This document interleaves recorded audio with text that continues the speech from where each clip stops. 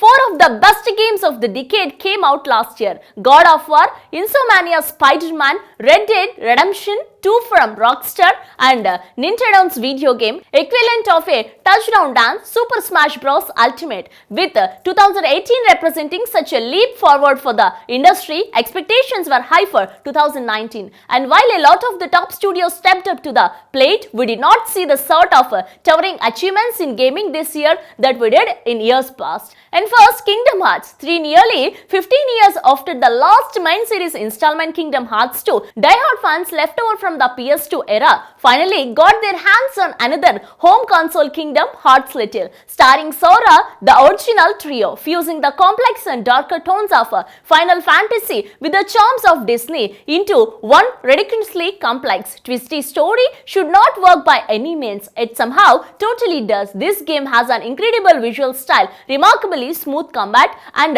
inventive worlds and terrain, making it one of the must-play titles this year. While the release divided fans and the community, there is no denying the game is polished, even if it leaves distant echoes of do not spot ingredients in the darkest corners of your memory. Plus, the reminder DLC is set to release the January with a bunch of new content, making now the perfect time to hop in. And the second one is Sayonara Wild Hearts. Between Google Stadia, Apple Arcade and all the recently announced pay-to-play subscription services, 2019 has been an exhausting year for gaming platform news. But Apple Arcade turned out to be the legitimately promising. The subscription service justified its existence by costing only $5 a month, and it gave a players access to rich and diverse cross-section of India developers and the bigger studios entering the mobile game ecosystem. Sayonara Wild Hearts from Simago is a completely distinctive piece of work that feels downright insane to experience on cellular phone. But that's what makes the art form of gaming so exciting. It can resonate on screens big and small.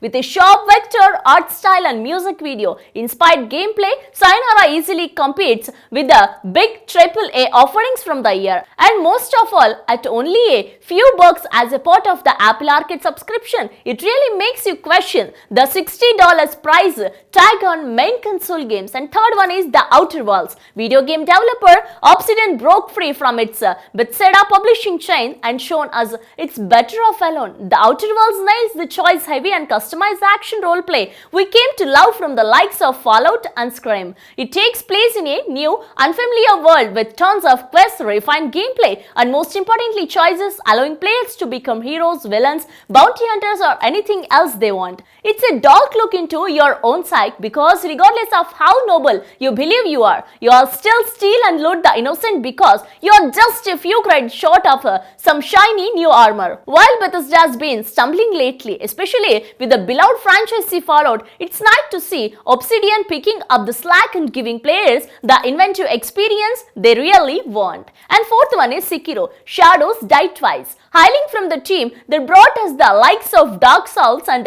Bloodborne, Sekiro Shadows Die Twice introduces some fresh gameplay, a new style into From Software signature tactile and difficult gameplay. Still present are the intense, ass-clenching, precision-based combat and dodging, as well as the large-scale epic boss fights, but they are improved with few Japanese samurai elements like jumping, grappling, and hefty stillness mechanics, so players get just enough of what they love while being challenged by updated gameplay. Sekiro is polished, exciting, and fundamentally fun. It also has an immense amount of replayability, seeing as I'm currently on my 5th journey through it. Maybe on my 6th, I'll try playing with a dance pad or a bunch of electrified fruits just to take some years of my life. This game is a truly testament to strategic, fast-paced combat. And now 5th one is Fire Emblem, Three Houses.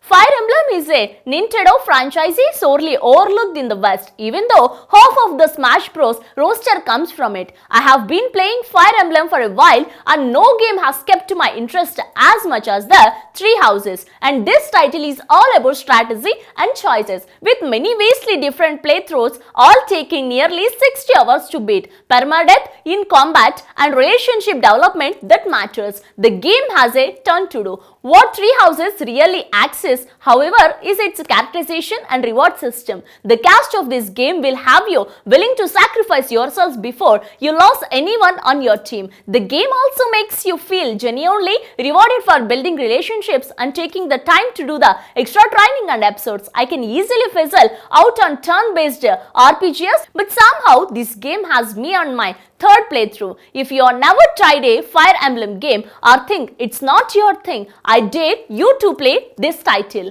And if Three Houses doesn't hook you, no adjacent games will.